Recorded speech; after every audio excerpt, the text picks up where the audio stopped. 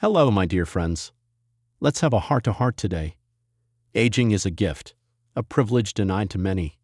And with age comes wisdom, resilience, and stories that could fill a library. But as we get older, we may pick up a few habits that don't serve us or others. Things people around us notice, but rarely have the courage to say out loud. This isn't about judgment. It's about growth, awareness, and preserving the beautiful connections we have. Let's explore 12 ugly habits in old age that may make people uncomfortable, and more importantly, what we can do about them. So let's sit back, relax, maybe grab a cup of tea, and gently reflect together. There's something truly special about stories from the past. They hold memories, lessons, and pieces of who we are. And let's be honest, when you've lived through decades of change, from rotary phones to smartphones, it's only natural to want to share those experiences. They matter. You matter. But here's something that might surprise you. When we constantly bring conversations back to how things used to be, it can make others, especially younger people, feel like their own lives aren't as valuable or interesting. Imagine this. Your grandson is excitedly telling you about a new online business he's started. He's explaining how he sells handmade crafts through an app and reaches customers from all over the world. And before he's even finished, you jump in with, well, in my day, we had to walk door to door just to sell a few things. We didn't have any of these shortcuts. Now, you're not wrong. Your story is valid. Your hard work is admirable. But what your grandson might hear is, your experience doesn't count. Mine was harder and therefore more important. Unintentionally, the excitement in his voice fades, and the connection between you begins to dim. This habit often comes from a place of pride, and that's understandable. But if we're not careful, it can feel like we're closing the door on the present moment and putting all the light on the past. So what can we do instead? It starts with curiosity. When someone shares something new or different, pause and really listen. Ask questions. Let them teach you something. For example, if someone tells you about their new job, you might say, "That sounds interesting. What's it like working with people from all over?" Or, "How does that app help your business?" Then, if it feels natural, you can say, "That reminds me of something we did when I was younger." And share your story as a way to connect, not correct. Remember, people, especially younger folks, aren't looking for a history lesson every time they speak. They're looking for understanding, encouragement, and shared joy. Your stories have the power to do that, but only when they're offered with love and not as a way to one-up or outshine someone else. And here's something to hold on to. Your wisdom doesn't lose its shine when you listen more than you speak. In fact, it becomes even more valuable. So next time you're tempted to start with "back in my day," take a breath. Maybe, just maybe, let their day take center stage first. You've had your time to lead the dance. Now you get to be the most gracious and inspiring partner on the floor. It's no secret that as we get older, our bodies sometimes remind us that they've been through a lot. Aches, pains, doctor visits, medications, it's all part of the journey. And it's completely normal to want to share these experiences, especially with people who care about us. But here's something to think about. When every conversation turns into a health report, it can start to feel heavy for those around us. Family members, friends, even casual acquaintances might not know how to respond or may feel a bit helpless. And over time, they might even begin to avoid calls or visits. Not because they don't care, but because they feel overwhelmed. Imagine calling a close friend and starting with, "Oh, my back is killing me, and I had another test this week." Every single time you talk. After a while, even the most loving person can begin to feel worn down. This habit often comes from a very natural place. We want to be heard, understood, and sometimes we just need to vent. That's okay. But it's also important to remember that sharing the challenges without balance can unintentionally push people away. So how can we talk about our health in a way that feels honest but also invites connection and support? First, try to sprinkle in some hope or humor. For example, instead of leading with a long list of ailments, you might say, "My knees are a bit grumpy today, but I'm still getting out for my daily walk." Or, "The doctor found a few things, but I'm taking it one step at a time." Adding that small note of resilience can shift the tone from poor me to I'm managing and I'm still here. Another idea is to choose one or two people who you feel really comfortable with to share detailed health updates.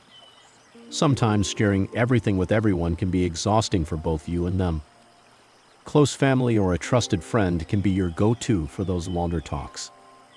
It's also helpful to remember that sometimes people's silence or change in behavior isn't about you. It can be their own way of coping with not knowing how to help.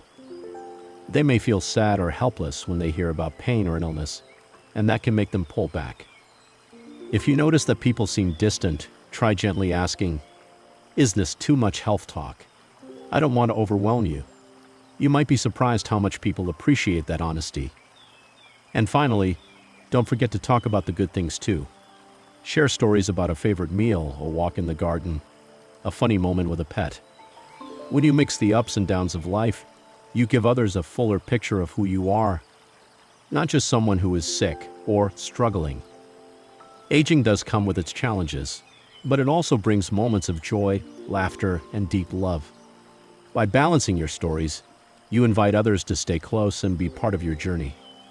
Remember, your experiences matter, your feelings matter, and your relationships matter too. With a little awareness and kindness toward yourself and others, you can keep those connections strong and nourishing. One of the beautiful things about getting older is the confidence that comes with experience. After a lifetime of learning, many of us feel freer to speak our minds without worrying so much about what others might think. This honesty is a gift, but sometimes it can be a double-edged sword. Being brutally honest might seem like the best way to tell the truth, but if it's not wrapped in kindness, it can unintentionally hurt people's feelings or create distance. Many times, what we mean as helpful advice or an honest opinion can come across as criticism or rudeness. For example, imagine your daughter or granddaughter is trying on a new outfit and asks for your opinion. Instead of a gentle response, you say, "That dress makes you look heavy." You might think you're just being honest or helping her choose something better, but what she hears is a judgment, and it might make her feel self-conscious or even less eager to share with you next time. The truth is, honesty is valuable, but how we deliver it matters just as much. Kindness doesn't mean avoiding the truth. It means choosing the right words and tone so that the person feels respected and cared for. A helpful approach is to ask yourself before speaking, would I say this to a dear friend? Would I want someone to say this to me? If the answer is no, then maybe it's worth rephrasing or holding back a bit. Sometimes sharing a feeling instead of a judgment can make all the difference. Instead of pointing out what you don't like, try saying something like, "I love when you wear bright colors. They really light up your face," or, "I'm not sure this style feels like you, but what do you think?" Another way to soften honesty is to pair it with encouragement. For example, maybe that dress isn't the best fit for this occasion, but you have such great taste. I'm sure we can find something perfect together. Being honest doesn't mean you need to be blunt or hurtful. It means speaking with love and respect, even when the truth might be uncomfortable. When people feel safe and supported, they're more open to hearing feedback. It's also good to remember that sometimes what feels like honesty might actually be impatience, frustration, or even fear. Maybe you're worried about someone making a mistake, or you feel frustrated by a situation. Before speaking, take a moment to breathe and think about what your words will really do. And here's a comforting thought. No one expects perfection. Everyone slips up sometimes. What matters is your intention and your willingness to apologize or explain if something you said hurt someone. When you choose kindness in your honesty, you not only protect your relationships, you deepen them. People will feel closer to you because they know you care enough to speak the truth in a gentle way. So next time you feel that honest urge, pause and think, how can I say this so it helps, not hurts? Your words have power. Use them to build bridges, not walls. It's perfectly natural to feel a bit wary of change, especially as we get older. After all, we've seen the world transform in ways no one could have predicted. From black and white twos to the internet, from handwritten letters to instant messages. Technology moves so fast it can feel overwhelming, confusing, or even unnecessary. Sometimes this wariness turns into outright suspicion or dismissal. You might hear phrases like, all this texting and social media nonsense is ruining communication, or people spend too much time staring at their phones these days. While there's some truth that balance is important, shutting the door on new technology can unintentionally create distance between you and younger generations. Imagine your grandson excitedly showing you a photo he took on his smartphone and sharing a story about a new app he's using. If your first reaction is to say, "I don't see the point of all this," it might make him feel like you're not interested, or that what matters to him isn't worth your attention. This is where curiosity can be your best friend. Instead of dismissing technology, try to approach it with an open mind. Ask questions like, "Can you show me how that works?" Or, "What do you like most about this app?" When you express genuine interest, it shows that you respect their world, even if it feels unfamiliar. Being open doesn't mean you have to become an expert overnight, or that you must use every new gadget. It simply means acknowledging that times have changed, and that the people you love live in this new world. By stepping into their world, even just a little, you keep the connection strong. This openness can also reduce feelings of frustration or isolation.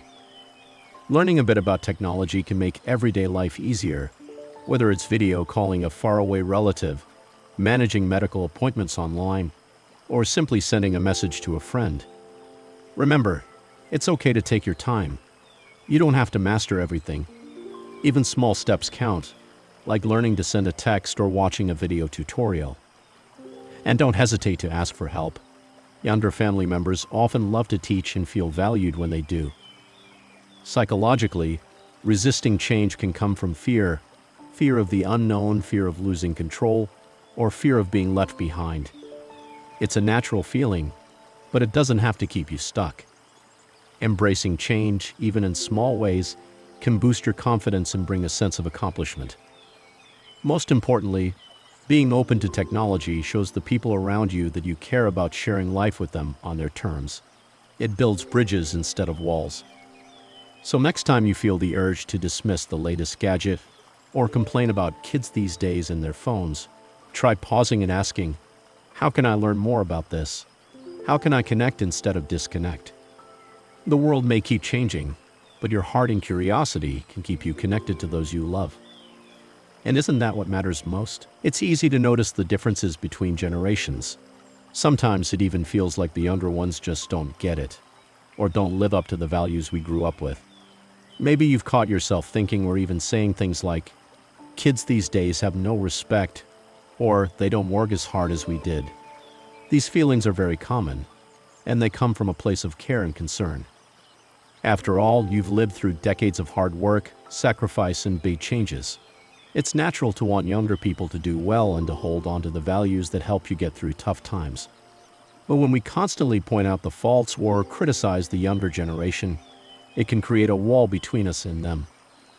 Imagine you're at a family gathering and a young adult forgets to say please or thank you.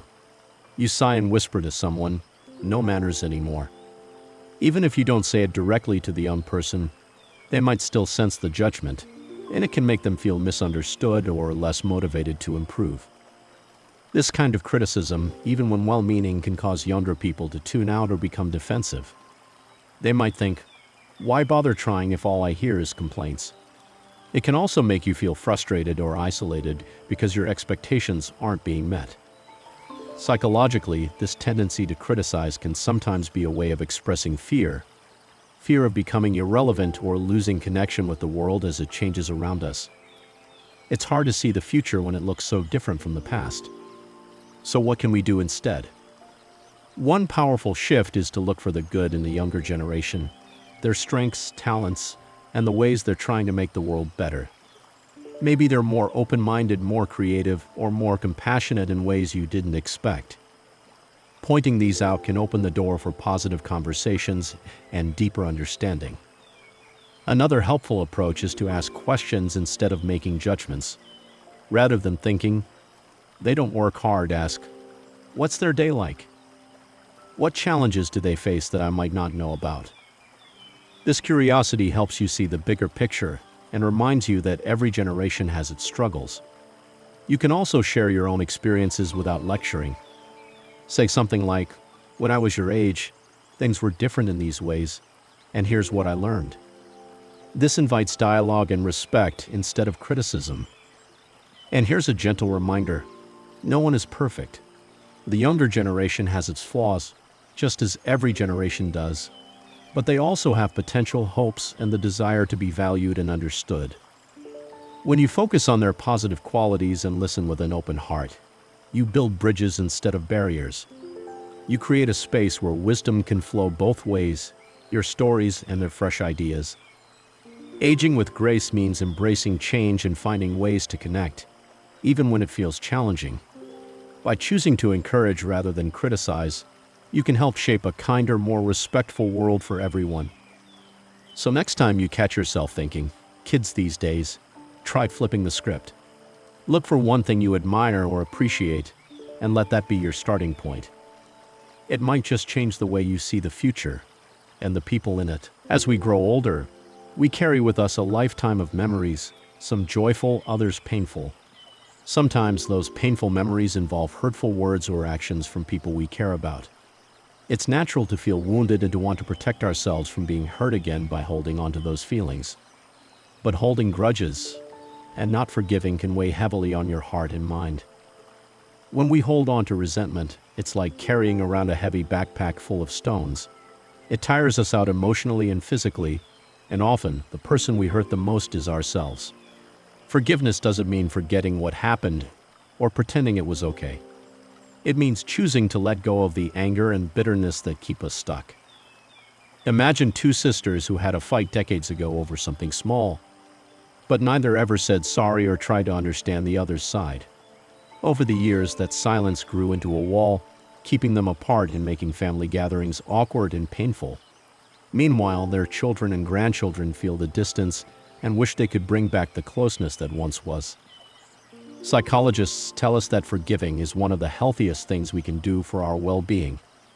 It can lower stress, reduce anxiety, and even improve physical health. Forgiving doesn't mean we are weak. It means we are strong enough to free ourselves from the pain. If you find yourself holding onto a grudge, start with small steps. Remind yourself that forgiveness is a process, not a one-time event.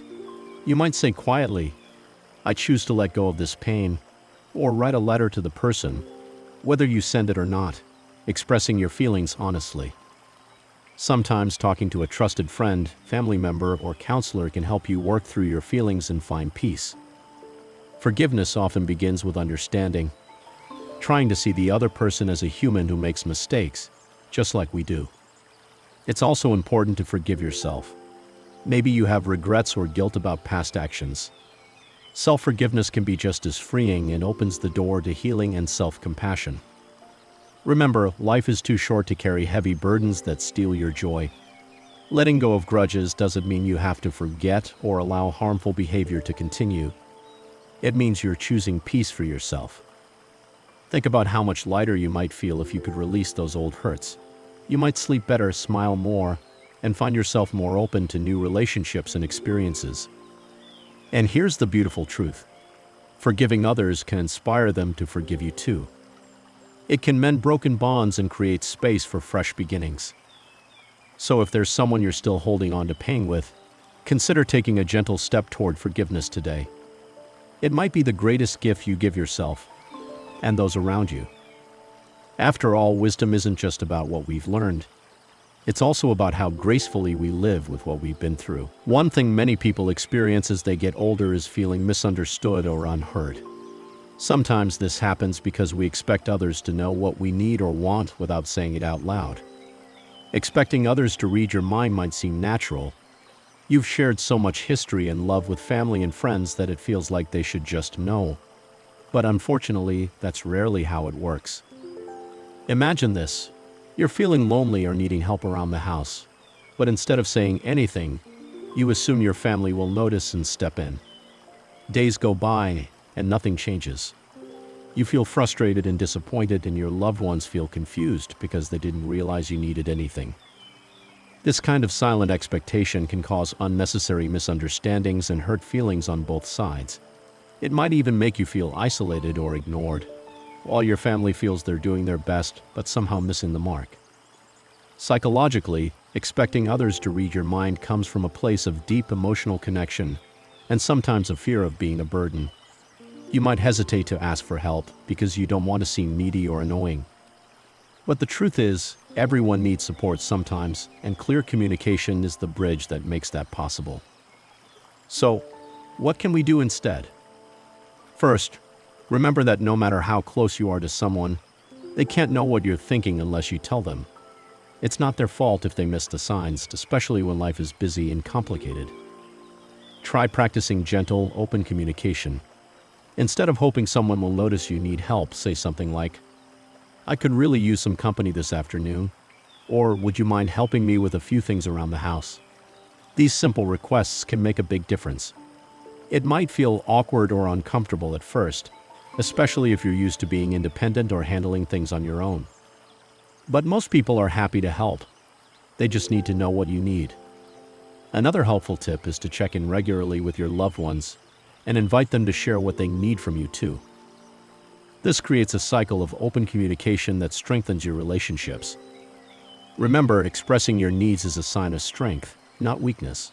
It shows that you trust and value the people around you enough to be honest. Also, try to be patient with others if they don't immediately catch on. Communication is a two-way street, and sometimes people need time to learn how to listen better. And here's something important. When you do express your needs, avoid blaming or frustration. Instead, focus on how you feel and what would help. For example, "I feel a bit lonely today, and it would mean a lot to talk for a while," is much more inviting than "You never spend time with me." By practicing clear, kind communication, you give others the chance to be there for you, and that creates deeper connection and love. So next time you catch yourself wishing someone would just know, try saying it out loud instead. Your voice is powerful, and sharing your needs can open the door to greater understanding and support. After all, love grows in the space where we listen and speak openly. One thing many of us feel strongly about as we grow older is independence. After all, we've spent a lifetime taking care of ourselves, making decisions, and managing our daily lives. It's natural to want to keep that independence as long as possible. It's a source of pride and dignity. But sometimes the strong desire to do everything alone can become a habit that makes things harder than they need to be. Resisting help might come from a fear of being a burden, a worry about losing control, or simply the habit of being self-reliant. Imagine your neighbor or family member offers to bring you groceries or help with house chores, but you say, "No, thank you, I've got it," even when it's clear you could use the support. Over time, this can create frustration on both sides. They want to help and feel shut out, while you might feel overwhelmed trying to manage everything yourself. Psychologically, insisting on doing it all alone can sometimes be a way of protecting your self-esteem. You might worry that accepting help means admitting weakness or losing your sense of control.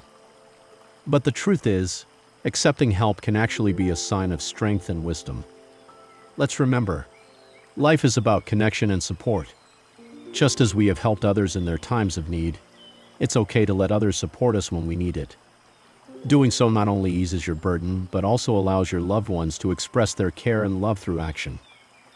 Here are some gentle tips to help if you find yourself resisting help.